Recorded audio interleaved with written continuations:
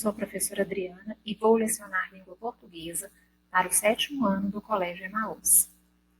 Lembrem-se sempre de seguir todas as orientações. Se o professor enviar algo para ser lido antes, leia, escolha um lugar tranquilo para assistir sua videoaula e faça todas as atividades baseadas na videoaula. Hoje nós vamos aprender sobre frase, oração e período. O que é uma frase?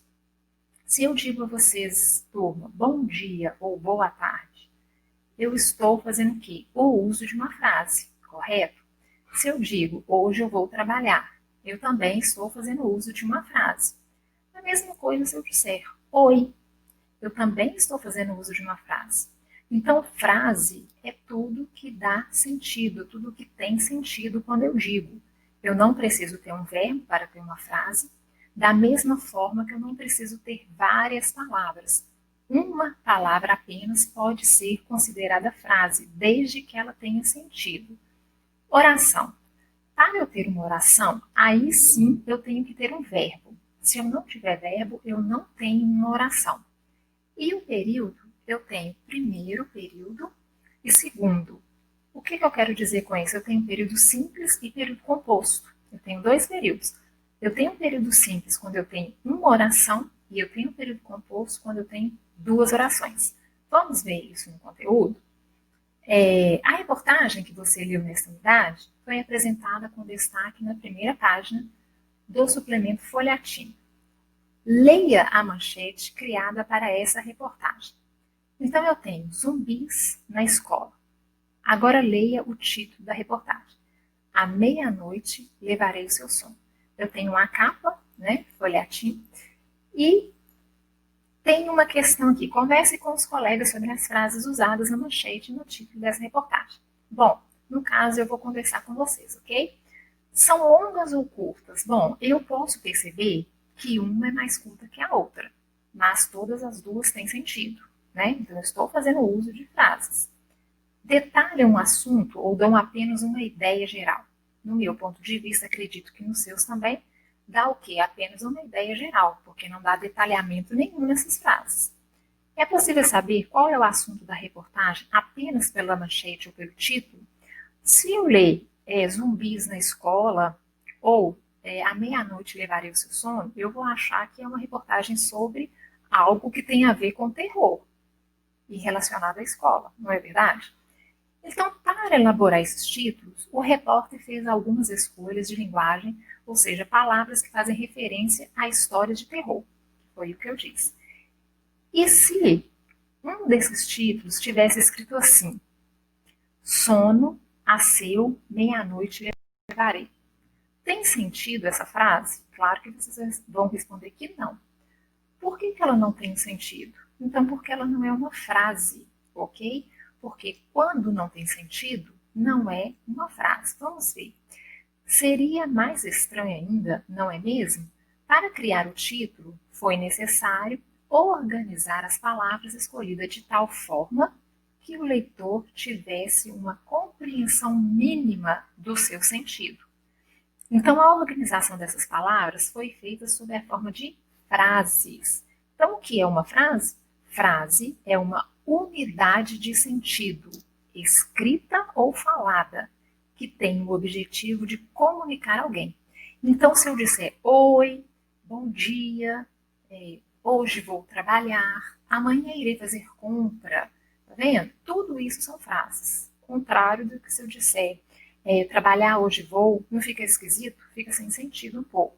Então, nesse caso, eu não tenho uma frase, porque tem que ter sentido completo, ok? Nas frases, eu tenho a chamada frase nominal e a frase verbal. Vamos ver o que é isso. Frase nominal, olha lá, ó, zumbis na escola.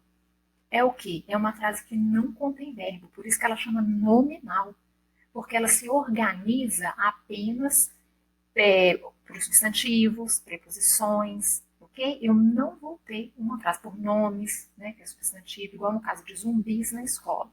Então, eu tenho um nome ali, né, ele colocou zumbis, que designa alguém, eu tenho na escola. Então, quando eu tenho isso aí, eu não tenho um verbo, então eu chamo essa frase de frase nominal.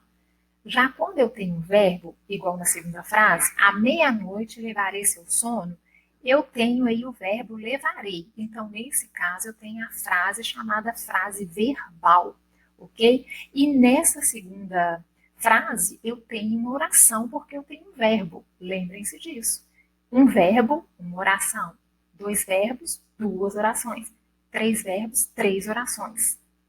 Então, veremos a seguir algumas formas de organizar as frases. Leia, zumbis na escola. Frase organizada sem verbo, frase nominal. À meia-noite levarei seu sono, frase organizada com verbo, frase verbal ou também chamada de oração, porque eu tenho verbo. Esse é um dos modos de organizar uma frase. Então, com verbo, também chamada de oração. Sem verbo, chamada de frase nominal. Observe essa fala do primeiro parágrafo da reportagem. Dormia às 5 horas e acordava às 13 horas. Nessa frase, há dois verbos. Cada verbo corresponde a uma oração. Portanto, há duas orações na frase. Foi o que eu disse. Um verbo, uma oração. Dois verbos, duas orações. Três verbos, três orações. E assim sucessivamente. Ao lado tem algo aqui, ó, dizendo para nós, atenção. As locuções verbais devem ser consideradas um único verbo. O que são locuções verbais? Quando eu tenho dois verbos, um ao lado do outro. Eu tenho meu verbo principal e tenho o verbo que é considerado meu verbo de ação, ao qual eu estou praticando, fazendo aquela ação da frase, ok? Assim, se no exemplo ao lado, em vez de formas verbais simples, fosse usadas locuções verbais com o verbo ter, por exemplo, teríamos tinha dormido às 5 horas e tinha acordado às 13 horas. Nestes dois casos, eu não considero duas orações porque eu tenho uma locução verbal, ok? Então, quando eu tenho uma locução verbal, eu tenho apenas uma oração, se eu tiver só aquele verbo principal na minha frase. Como cada locução verbal corresponde a um único verbo, a frase acima continuaria com duas orações apenas, ok?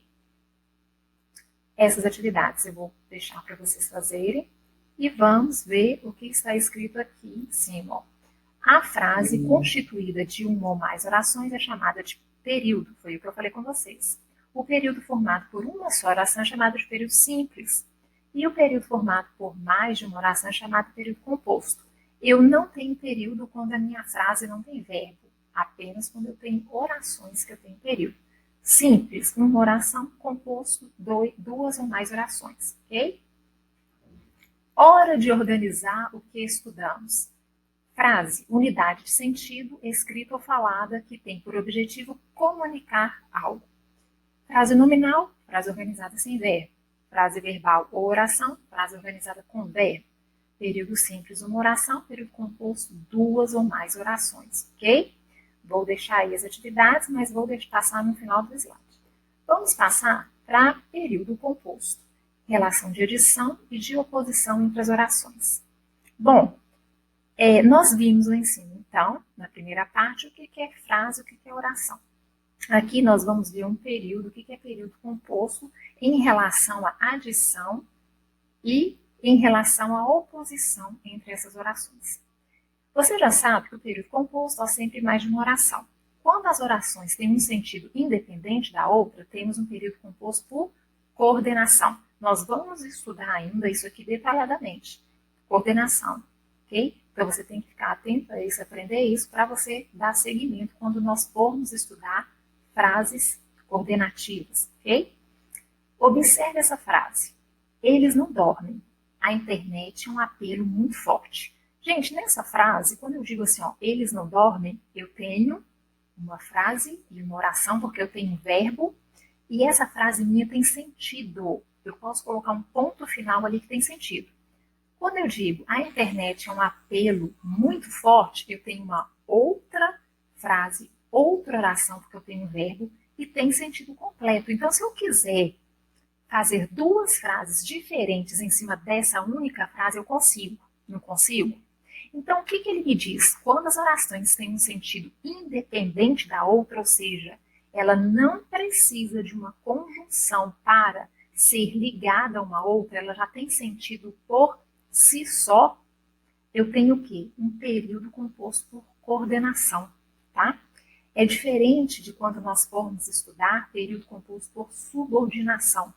Coordenação, eu tenho frases independentes. Subordinação, eu tenho frases que eu preciso da minha conjunção, ok? Nessa frase, há dois verbos, duas orações de sentido independente, separadas por vírgula. Releia agora a fala de um estudante citado na reportagem. À meia-noite levarei seu sono. Sempre em frente ao computador e esqueço da vida. Os verbos sentar e esquecer organizam as duas orações desse período composto. Ao ligar as orações desse período composto, a conjunção e estabelece uma relação de adição, de soma entre as duas orações. Isto é, entre as ações de sentar em frente ao computador e esquecer da vida. Então, eu posso dizer muito bem assim, ó, senta em frente ao computador, tem sentido completo. E esqueço da vida. Só que quando eu uso e esqueço da vida, esse e dá sentido de quê? De soma, porque eu faço uma coisa e outra. Eu sento em frente ao computador e, além disso, eu esqueço da vida. Ok? Então, dá sentido de soma. Diferente agora, ó.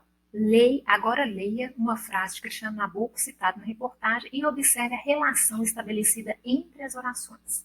Então, eu tenho a seguinte frase. Internet não é inimiga, mas precisa de controle.